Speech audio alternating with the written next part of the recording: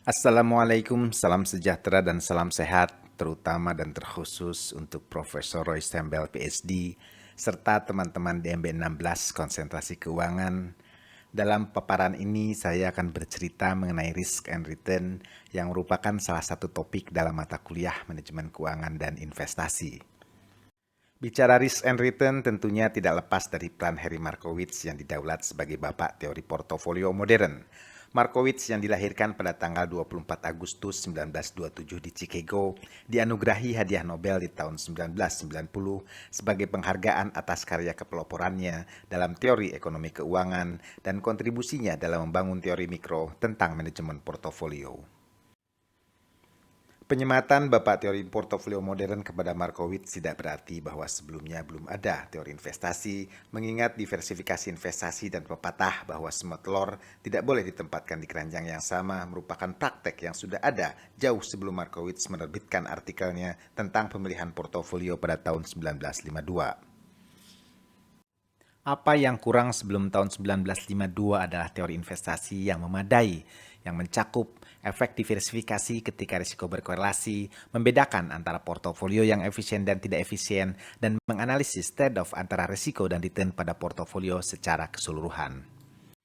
Ide dasar Markowitz muncul ketika sedang baca buku Williams yang berjudul The Theory of Investment Value terbitan tahun 1938, di mana Williams menyebutkan bahwa nilai saham adalah nilai sekarang atau present value dari dividen yang diharapkan di masa depan. Markowitz berpikir jika investor hanya tertarik pada expected value effect, maka dia pasti hanya tertarik pada expected value portofolio. Apa yang hilang dari analisis menurut Markowitz adalah ukuran resiko. Dalam pikirannya muncul simpangan baku dan varians yang dapat menjadi ukuran resiko menurutnya. Sehingga Markowitz dalam artikelnya yang berjudul Pemilihan Portofolio yang diterbitkan tahun 1952 mengajukan expected return dan variance return dari portofolio sebagai kriteria pemilihan portofolio. Pada intinya gagasan Markowitz adalah bahwa resiko suatu portofolio dapat diukur dengan variansnya, di mana nilai varians ini tidak hanya dipengaruhi oleh varians aset-asetnya, namun juga dipengaruhi korelasi antara aset-asetnya. Sebagai ilustrasi, pada layar ditampilkan dua kinerja portofolio yaitu portofolio 1 dan portofolio 2, di mana portofolio 1 yang terdiri dari dua aset yaitu A dan B yang return-returnnya berkorelasi positif. Sedangkan portofolio 2 yang juga terdiri dari dua aset yaitu A dan C namun return-returnnya berkorelasi negatif. Menariknya ketika return kedua portofolio tersebut dihitung, hasilnya pola returnnya berbeda, di mana sebaran return portofolio 1 lebih besar dari portofolio 2, atau dengan kata lain resikonya lebih besar dari portofolio 2. Inilah kurang lebih dampak korelasi terhadap diversifikasi yang dimaksud Markowitz.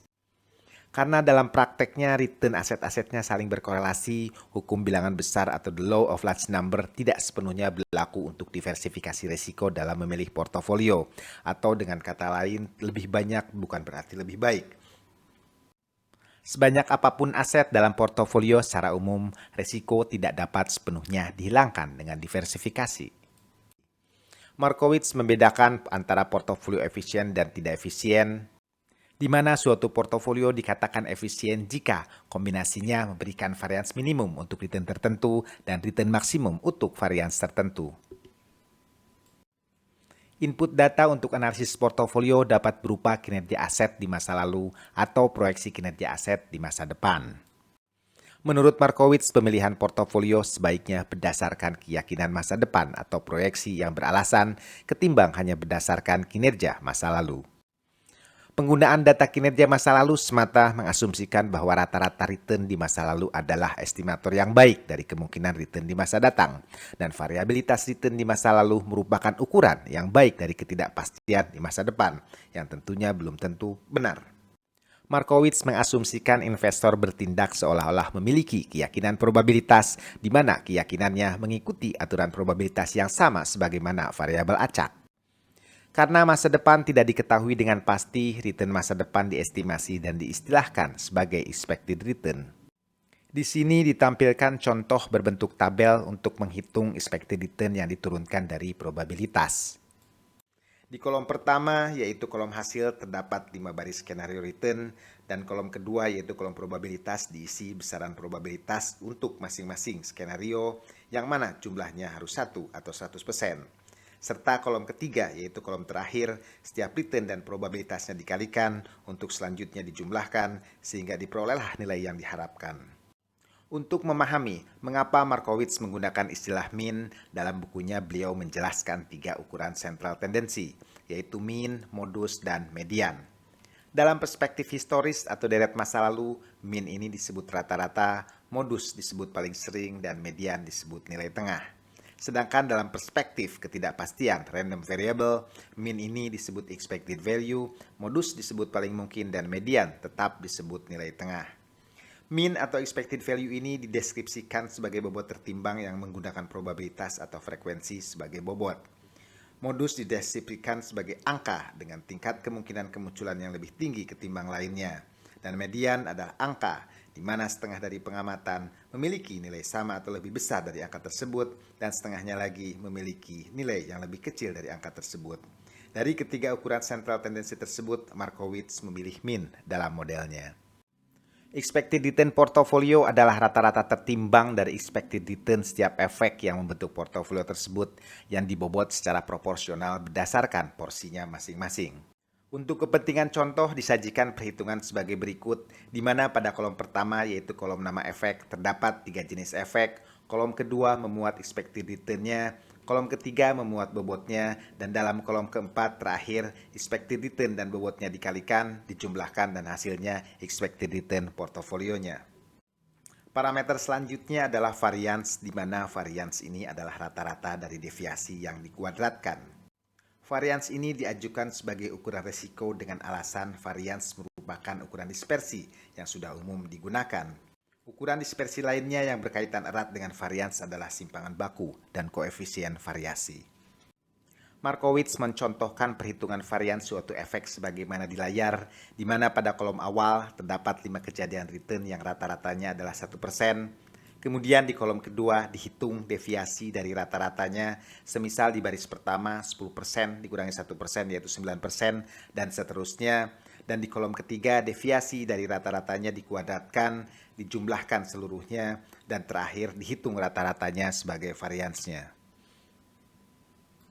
Sebagai ilustrasi, di layar digambarkan pergerakan return suatu efek dalam 12 tahun terakhir dengan nilai rata-rata 7,5%.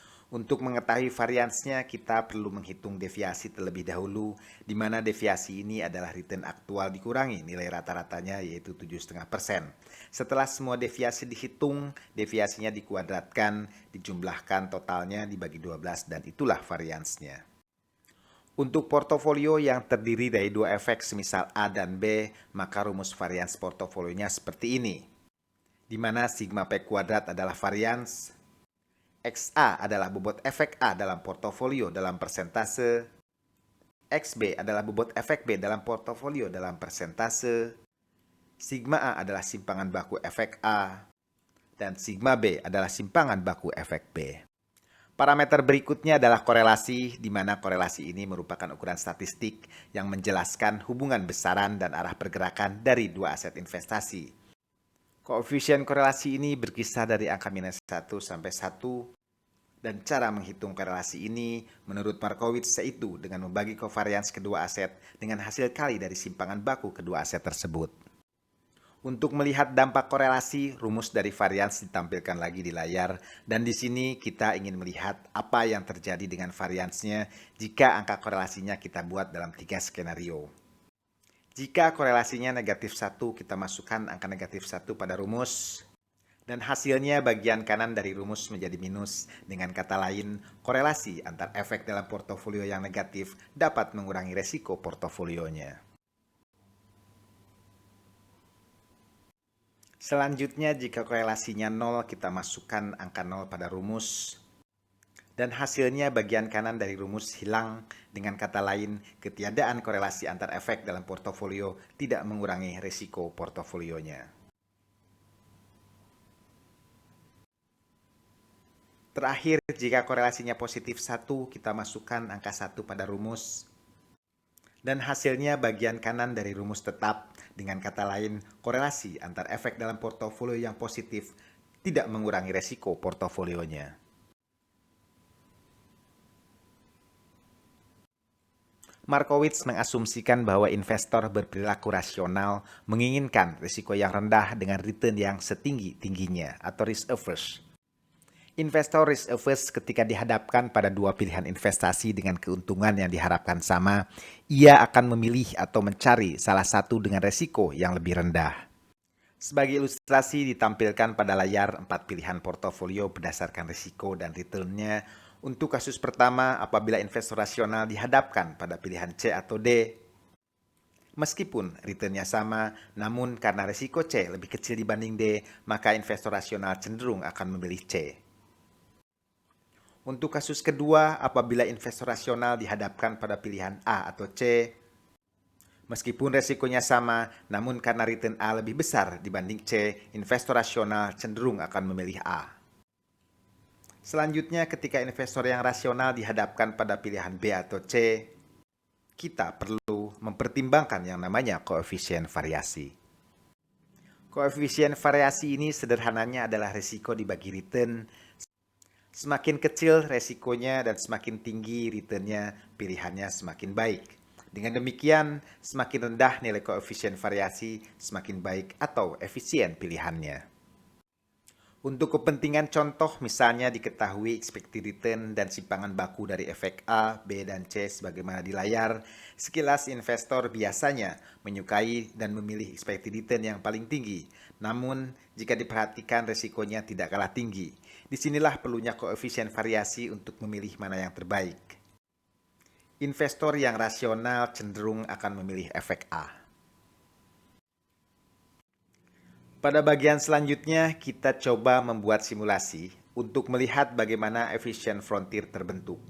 Misalnya ada dua saham yaitu saham X dan Y yang memiliki expected return masing-masing sebesar 6% dan 15%, serta simpangan baku masing-masing sebesar 18% dan 28%. Korelasi antar kedua saham tersebut adalah 0,186. Langkah pertama adalah membuat tabel serta membuat beberapa alternatif komposisi portofolio sebagaimana di layar, di mana komposisi A menempatkan 100% pada saham X dan 0% pada saham Y, dan seterusnya, di mana komposisi terakhir yaitu L adalah 0% pada saham X dan 100% pada saham Y. Berikutnya, return portofolio untuk masing-masing kombinasi dihitung mengikuti bobotnya, termasuk simpangan baku untuk setiap kombinasi berdasarkan rumusnya. Hasilnya dari dua kolom terakhir yaitu expected return dan simpangan baku kita buatkan grafiknya. Agar lebih jelas grafiknya kita perbesar. Dari grafik dapat kita lihat bahwa investor yang risk averse tidak akan bersedia memilih komposisi A, B, atau C. Mengapa? Karena ada pilihan lain yang returnnya lebih tinggi yaitu E, F, atau G. Batas kesediaan investor sebagaimana ditunjukkan dalam garis putus-putus di layar disebut minimum variance frontier. Asumsikan investor memiliki alternatif investasi pada instrumen yang bebas risiko sebesar 8% dan memilih komposisi G yang sesuai dengan preferensi risikonya, sehingga pilihannya sekarang menjadi kombinasi antara instrumen bebas risiko dan komposisi G. Dengan cara yang sama seperti sebelumnya kita hitung expected return dan simpangan bakunya dan hasilnya bisa kita lihat di layar apa implikasinya. Dengan adanya garis lurus ini, investor yang risk averse tidak akan lagi bersedia berinvestasi pada portofolio E karena ada pilihan lain yang lebih baik di sepanjang garis baru tersebut. Sehingga investor tidak akan bersedia investasi di bawah garis RF dan G. Apa artinya garis RFG? Pilihan investor pada garis RFG mengartikan bahwa investor tersebut dapat menginvestasikan sebagian dananya pada instrumen bebas risiko. Semakin ke kiri, porsi instrumen bebas risikonya semakin besar. Seandainya ada kesempatan untuk meminjam uang pada tingkat suku bunga yang sama dengan RF, maka garis RFG ini akan memanjang ke sebelah kanan. Semakin ke kanan, dana yang dipinjam untuk diinvestasikan pada portofolio G semakin besar. Dampaknya portofolio K menjadi tidak menarik karena ada pilihan lain sepanjang garis di atasnya. Garis ini dinamakan capital market line. Dengan asumsi investor bisa menyimpan dan meminjam uang pada tingkat bunga bebas risiko, dengan adanya capital market line, investor bisa memperoleh kombinasi risk return yang lebih baik dibandingkan dengan hanya investasi di portofolio yang beresiko. Sekian, terima kasih.